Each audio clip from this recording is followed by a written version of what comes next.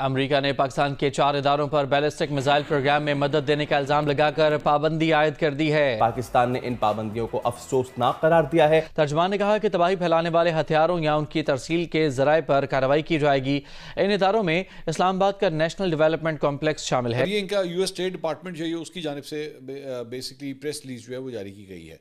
एक तरफ से आप इंडिया को धमकी भी दे रहे हैं, सपोर्ट भी कर रहे हैं और उनको साथ आप डिफरेंट अलायंसेस में जा चुके हैं, लेकिन पाकिस्तान की जब बात आती है तो वहां पे आप पाकिस्तान को प्रेशराइज करने की कोशिश करते हैं।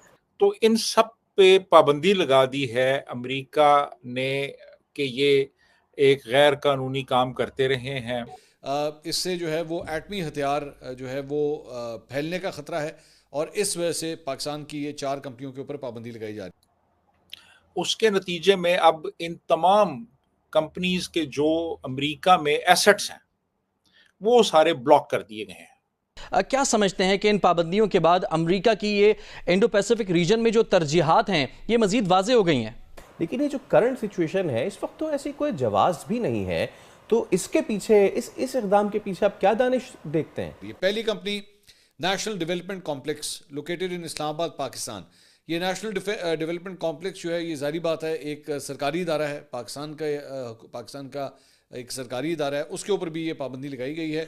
वहाँ पे भारत के पास इंटर कॉन्टिनेंटल बैलिस्टिक मिसाइल है और वो यूरोप तक मार कर सकते हैं, ऐसे मिसाइल भारत के पास मौजूद है। अमेरिका की जानिब से क्या रद्द-ए-अमल है, आपका क्या मौक़िफ़ है इस पर?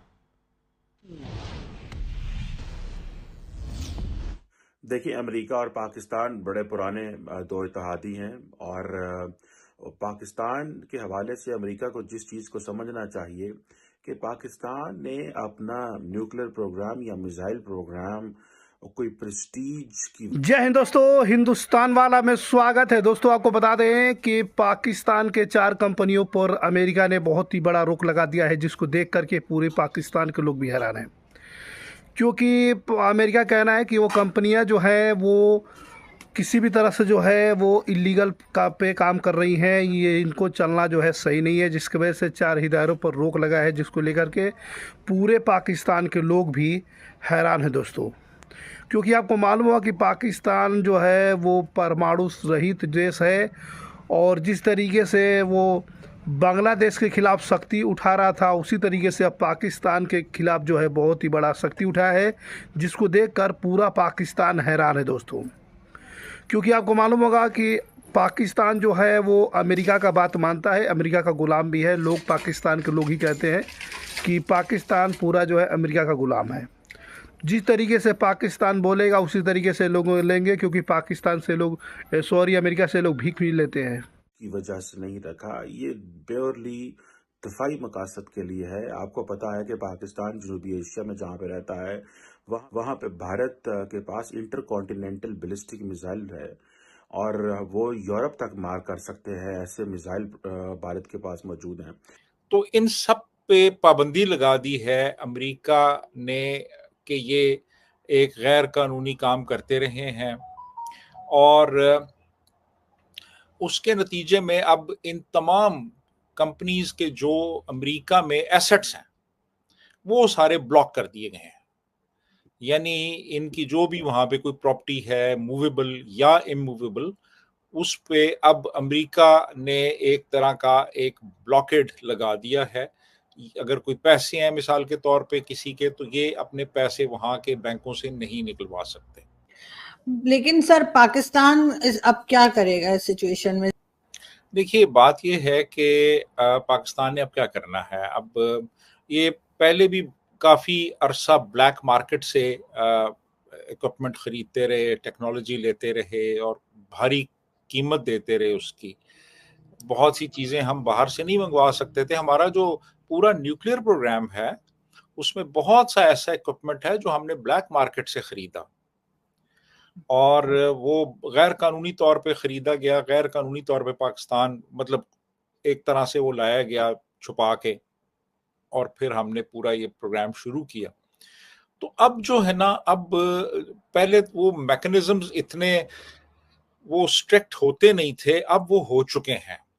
अब दुनिया की नज़र है तमाम मुल्कों के ऊपर, बड़ी ताकतों की नज़र है हर कोई जानता है कि कौन क्या कर रहा है। हम तो समझते हैं ना कि हमारा जो मिसाइल प्रोग्राम है वो हमने पहाड़ों में छुपाया हुआ है, लेकिन ऐसा नहीं है। दुनिया को सब पता है कहाँ से इक्विपमेंट खरीदा जा रहा है, कहाँ पे इस्तेमाल हो रहा है, किस मकसद के लिए इस्तेमाल हो रहा है। तो फिर अमेरिका को तशवीश हुई और उन्होंने कहा जी कि ये तो अब काफ़ी ज़्यादा अपनी हदूद फलांगते चले जा रहे हैं और इन पे कुछ जो इनको सप्लाई कर रहा है ये बनाने में, उस पे पाबंदी लगाई जाए।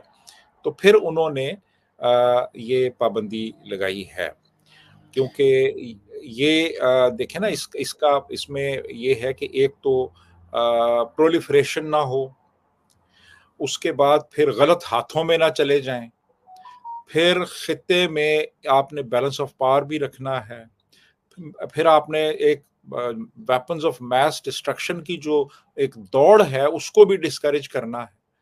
तो ये इसलिए इन्होंने फिर वो सैंक्शंस लगा दी हैं उन कंपनीज पे जिन्होंने कि पाकिस्तान के मिसाइल प्रोग्राम में जो मुख्तलिफ टेक्नोलॉजीज इस्तेमाल होती थी या मुख्तलिफ इक्विपमेंट इस्तेमाल होता था वो प्रोवाइड किए। जी आरजू।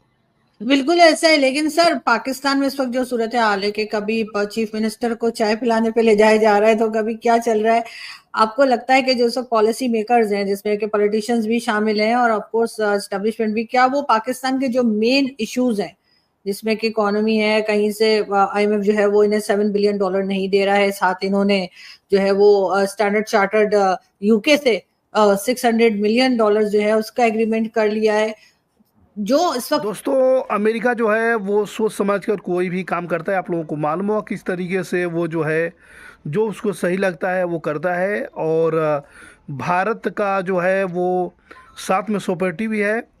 ये बात को लेकर पाकिस्तान को हैरानी हो रही है कि आखिर में भारत से इतना जो है लगाव है अमेरिका को, और साथ में जो है पाकिस्तान को एक तुच्छ कठपुतली की तरह नचाता रहता है बराबर। इसको लेकर के पूरे पाकिस्तान में इसकी चर्चे का विषय बना हुआ है। सभी लोग परेशान हैं कि हम लोग अमेरिका का गुलाम हैं, तो कोई बोल रहा है मैं चीन का गुलाम है।